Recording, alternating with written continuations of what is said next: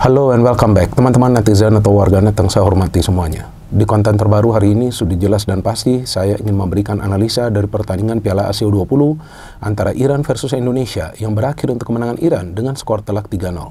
Dengan hasil akhir ini, berarti untuk sementara Indonesia berada di posisi juru kunci klasmen grup C di bawah Yemen, Uzbekistan, dan tentunya Iran yang untuk sementara berada di posisi puncak. Dan kalau bagi saya teman-teman, kekalahan Indonesia dari Iran dengan skor telak 3-0 bukan merupakan sebuah kejutan besar. Karena jika teman-teman menonton dan mendengarkan analisa yang saya berikan di konten preview untuk pertandingan ini, maka tentu teman-teman juga tidak akan terkejut dengan hasil akhir ini. Karena saya menjelaskan di konten tersebut bahwa mayoritas materi pemain yang berada di skuad Timnas Indonesia U20 ini tidak sesuai dengan standar Asia. Artinya tentu mereka akan kesulitan untuk bisa memberikan perlawanan kepada para pemain Iran. Dan juga saya sudah jelaskan bahwa mayoritas dari para pemain yang berada di dalam skuad sebetulnya tidak mendapatkan menit bermain yang cukup di klub mereka masing-masing. Jadi tentu akan sulit bagi mereka untuk bisa bermain dengan tenang karena mereka tidak terbiasa bermain di sebuah pertandingan yang besar. Apalagi sekarang ini adalah level Asia. Dan ternyata itulah yang terjadi. Karena para pemain kita tampak jelas kesulitan untuk bisa memberikan passing-passing yang akurat. Bukan berarti tidak ada passing yang akurat, ada juga passing yang akurat, tetapi lebih banyak passing yang tidak akurat. Dan yang kedua, lebih sering kalah duel one-on-one dengan para pemain Iran. Dan yang ketiga, kemasukan gol dengan cara yang sama. Belum lagi kesulitan bagi para pemain untuk bisa mengambil keputusan pada momen yang pas. Tapi memang ada satu sisi positif dari para pemain Timnas Indonesia U20, yaitu fighting spirit mereka. Artinya walaupun mereka sudah tertinggal dengan skor 3-0, ya para pemain masih fight, masih coba untuk minimal mencetak 1 gol. Tapi bermain ngotot saja ya gak cukup di sebuah pertandingan level Asia. Yang diperlukan adalah permainan dengan mengandalkan visi. Dan itu yang tidak kelihatan dari para pemain Timnas Indonesia U20. Karena kalau menurut hemat saya, tampaknya para pemain Timnas Indonesia U20 tidak memahami apa yang harus mereka lakukan di atas lapangan. Maka itu pada saat mereka menguasai bola, mereka kadang-kadang terlambat memberikan passing, dan kadang-kadang terlalu cepat memberikan passing.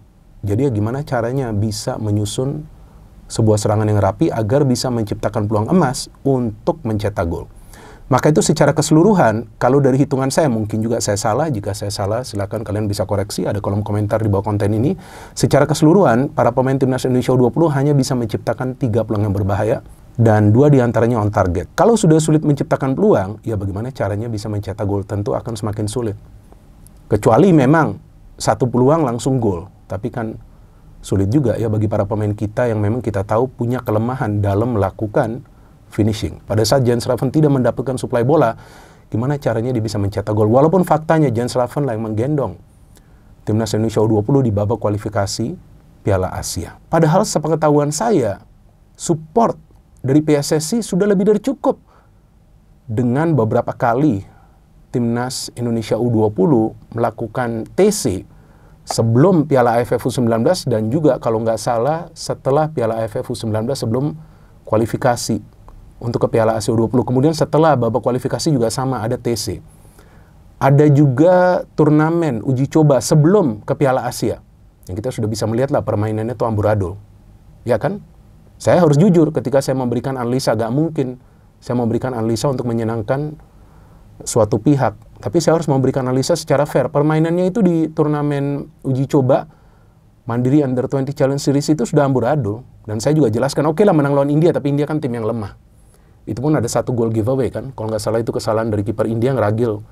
Saya lupa apakah Ragil itu yang mencetak gol. Jadi memang saya nggak kaget. Ini sudah bisa diduga bahwa Indonesia akan kalah. Itu pun dengan skor yang telak. Walaupun tetap dong kita harus memberikan dukungan. Permainan dari Iran itu menunjukkan bahwa para pemain mereka paham apa yang perlu mereka lakukan untuk membongkar pertahanan dari Indonesia. Faktanya mereka menciptakan 3 gol itu sebetulnya dari situasi bola mati kan. 2 corner, 1 throw-in.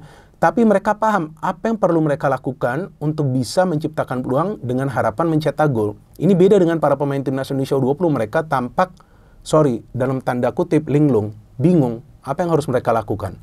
Ngotot, ya boleh ngotot, tapi kehilangan bola. Mau main kecepatan sudah bisa diredam oleh para pemain Iran. Satu kali itu pemain Iran melakukan kesalahan, dapat bola, ama Ola gak bisa mencetak gol.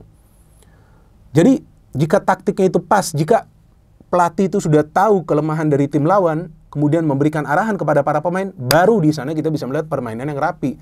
Saya tidak pernah mengatakan permainan yang indah. Dan gak perlu juga bermain indah di sebuah turnamen sekelas Piala Asia. Yang penting bermain rapi, artinya bermain taktis, hajar itu tim lawan. Seperti para pemain Iran lakukan. Dan seharusnya Indonesia kalah dengan jumlah gol yang lebih banyak. Cuman para pemain Iran aja yang banyak miss chances. Dan sebetulnya postur dari para pemain kita gak pendek-pendek juga kok. Jika teman-teman nanti bisa melihat aplikasi-aplikasi live score, di sana juga ada tinggi rata-rata dari para pemain timnas Indonesia dan juga para pemain Iran. Beda tipis. Ya silakan, kalian ngecek saja sendiri. Dan juga dua center back kita adalah center back yang sebetulnya nggak pendek. Iqbal 179 cm, Kadek Arel 185 cm. Tapi kemasukan gol dari umpan silang itu bukan karena mereka pemain yang pendek, enggak, tapi karena mereka tidak bisa mengantisipasi bola yang masuk ke dalam kotak penalti. Karena sebetulnya di dunia banyak juga center back yang sebetulnya tidak tinggi. Lisandro Martinez membawa Argentina menjadi juara dunia walaupun dia tidak selalu bermain, tapi sekarang dia selalu bermain. Kemudian Cannavaro sebelumnya pernah membawa Italia menjadi juara dunia, bahkan mendapatkan penghargaan Ballon d'Or. Kan dia bukan center back yang tinggi, bukan yang tinggi 190 cm kan enggak, atau 185 cm kan enggak. Tapi bisa mengatasi umpan-umpan silang karena dia tahu apa yang perlu dia lakukan untuk mengantisipasi bola yang masuk. Artinya ini adalah tugas dari para pelatih. Kan bukan satu pelatihnya. Ada Indra Safri, ada Kurniawan, ada juga Bima Sakti, dan kalau nggak salah nih saya lupa, Eko Purjanto kalau nggak salah ya, saat lagi pelatihnya lupa saya. Nah artinya ini ada banyak pelatih, masa sih nggak bisa kasih arahan kepada para pemain? Sekali udah kemasukan gol umpan silang, coba jaga umpan silang lagi. Dan itu golnya dari para pemain Iran bukan mereka berdiri diam gini terus bola datang mereka sundul, enggak. Tapi mereka melakukan pergerakan, baru kemudian mereka menyundul bola. Sedangkan para pemain timnas Indonesia U20 itu tidak bisa bahkan dari corner itu melompat lebih dulu atau pada timing yang pas untuk mengantisipasi bola itu yang masuk. Ya gimana caranya mau bisa mengatasi umpan-umpan silang? Gol yang kedua juga sama kan seperti itu, bola masuk pemainnya dikasih tendangan salto. Nggak ada tekanan yang diberikan oleh para pemain timnas Indonesia U20. Gol ketiga sama, umpan ke tiang jauh. Pemain Iran itu juga melakukan pergerakan, dia nggak berdiri di sana dulu, dia melakukan pergerakan. Baru dia dapat itu bola, dia sundul. Kenapa? Nggak ada antisipasi setelah kemasukan di menit ke-5. Harusnya kan ada antisipasi dong. Itu kan sudah turun minum.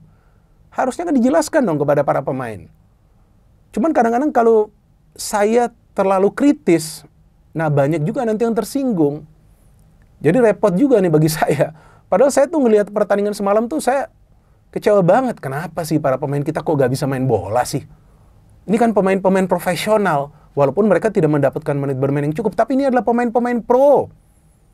Masa gak bisa kontrol bola kemudian coba memberikan bola ke depan? Ya karena mungkin mereka juga kebingungan apa yang perlu mereka lakukan. Karena mereka seharusnya diberitahu kelemahan dari tim lawan, sehingga mereka tahu dari mana mereka harus menyerang. Nah itulah yang dilakukan oleh para pemain Iran. Dan para pemain Iran itu dalam transisi cepat. Para pemain timnas Indonesia U20 beberapa kali, 3 atau 4 kali itu mendapatkan momen untuk transisi. Tapi lagi-lagi gak bisa memberikan umpan dengan cara yang tepat ke rekan yang sudah melakukan pergerakan. Kadang-kadang rekan yang melakukan pergerakan itu sedikit lamban. Tapi kan ini adalah pertandingan pertama. Yang saya harapkan dengan kekalahan ini akan ada evaluasi dari Indra Safri kepada para pemain. Kok bisa melakukan 3 kesalahan koordinasi lah pada saat umpan silang itu masuk kan. Iqbal itu membelakangi loh pemain Iran pada saat dia mencetak gol pertama. Kok bisa seperti itu? Dia kan defender di tengah itu. Dan mainnya juga dengan formasi 4-3-3. Artinya Donitri dan Buffon itu bermain lebih ke belakang.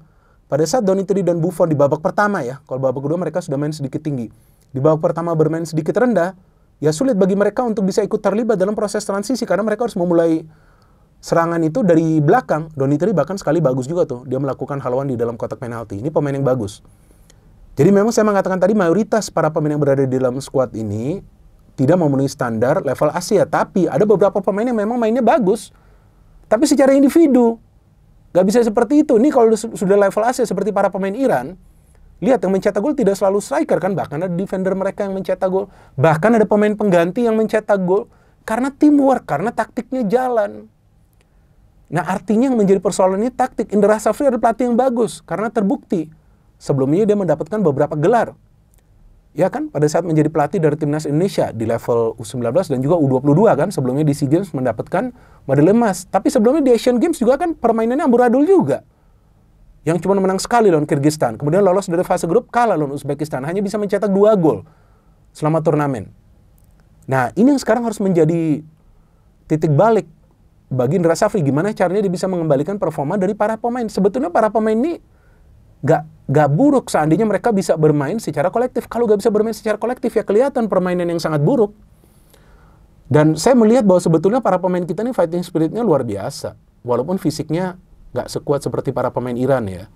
Karena duel one on one tuh memang selalu kalah mereka. Lebih sering kalah lah di tengah itu.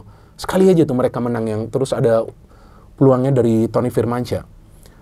Jadi saya pikir para pemain muda ini memang tidak boleh dihina, apalagi dihujat, enggak. Kita tetap harus support mereka, tapi dalam hal ini peran pelatih yang harus bisa membuat mereka bermain sebagai satu unit. Kalau tidak bisa bermain sebagai satu unit, hanya mengandalkan skill individu dari para pemain, kengototan dari para pemain, hey, mana bisa menang sebuah pertandingan bola dengan cara seperti itu? Bisa mungkin sekali, tapi nggak mungkin 2-3 kali. Artinya harus ada rencana permainan yang dijalankan oleh para pemain, dan itu adalah tugasnya dari pelatih untuk bisa membuat para pemain itu memahami tugas kamu tuh harus memberikan bola kemana, karena pemain tim lawan biasanya keluar ke A, ke B, ke C. Walaupun hasil analisis tidak selalu sama dengan permainan, tapi harus ada yang namanya analisis mendalam. Namun beberapa pemain bermain bagus di pertandingan semalam secara individu. Tony Firmansyah bagus, Welber Jardim 2-3 kali memberikan umpan kunci. Jens Raven nggak kelihatan karena dia gak mendapatkan suplai bola. Ama Ola yang masuk itu, Marcel, bagus. Sayang ya dia gak bisa konversi itu satu peluang. Tapi ya gak apa-apa, dia tetap harus diberikan semangat ya. Paling tidak dia fight di atas lapangan. Donitri, sayang bermain lebih ke belakang di babak pertama. Babak kedua lebih ofensif, oke. Dan Kadek Ariel Iqbal, saya gak ngerti kenapa mereka bermain buruk ya di pertandingan semalam. Jadi pada saat kemasukan gol dengan cara yang sama, itu berarti para pemain tidak tahu apa yang perlu mereka lakukan pada saat mereka menghadapi situasi set piece. Artinya pada saat nanti sesi latihan, para pemain harus diajarkan, karena ini adalah pemain-pemain muda yang juga belum terbiasa bermain di level klub. Tinggal sekarang kita tunggu next match-nya lawan Uzbekistan seperti apa. Dan feeling saya lawan Uzbekistan kemungkinan akan bertahan juga. Karena kalau bermain menyerang seperti lawan Iran, coba untuk bermain menyerang, beberapa kali para pemain Iran tuh bisa membangun counter attack. Tetapi kita sebagai supporter harus juga berpikir positif. Semoga permainan bisa lebih baik lawan Uzbekistan. Dan ya minimal mendapatkan 1 poin. Kemudian target menang saya pikir lawan Yemen realistis ya. Walaupun sebelumnya juga berhadapan dengan Yemen di babak kualifikasi kesulitan untuk bisa mendapatkan hasil imbang, tapi feeling saya lawan Yemen seharusnya bisa menang. Tapi lawan Uzbekistan, ayolah dapat 1 poin, dan saya berharap Indra Safri bisa memberikan pemahaman secara taktikal kepada para pemain dan juga genjot itu fisik mereka, biar mereka agak gampang jatuh pada saat dipres oleh para pemain tim lawan.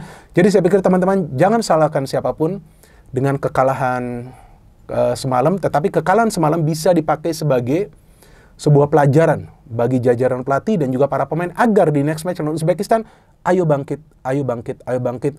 Saya yakin kita semua sebagai supporter Timnas Indonesia menginginkan keberhasilan dari Timnas Indonesia U20, tapi tentunya selain keberhasilan kita harapkan permainan rapi. Kalau seandainya Indonesia itu kalah tapi permainan rapi, maka saya tentu juga bisa memahami bahwa mereka sudah bermain secara taktis. Tapi kalau mainnya masih kocar-kacir, kemudian dibantai 3-0, ya saya pikir wajar lah saya kritisi. No hate, no politics, only football. Salam sepak bola, dan lagi-lagi saya ulangi, ya kita support 110%. Itu yang selalu saya katakan, jangan menyalahkan siapapun, jangan menghina, apalagi menghujat siapapun. Ini adalah momen kita semua harus bersatu agar para pemain dan juga jajaran pelatih bisa fokus untuk mempersembahkan kemenangan, ya atau minimal hasil seri lah lawan Uzbekistan. No hate, no politics, udah. Oke, salam sepak bola.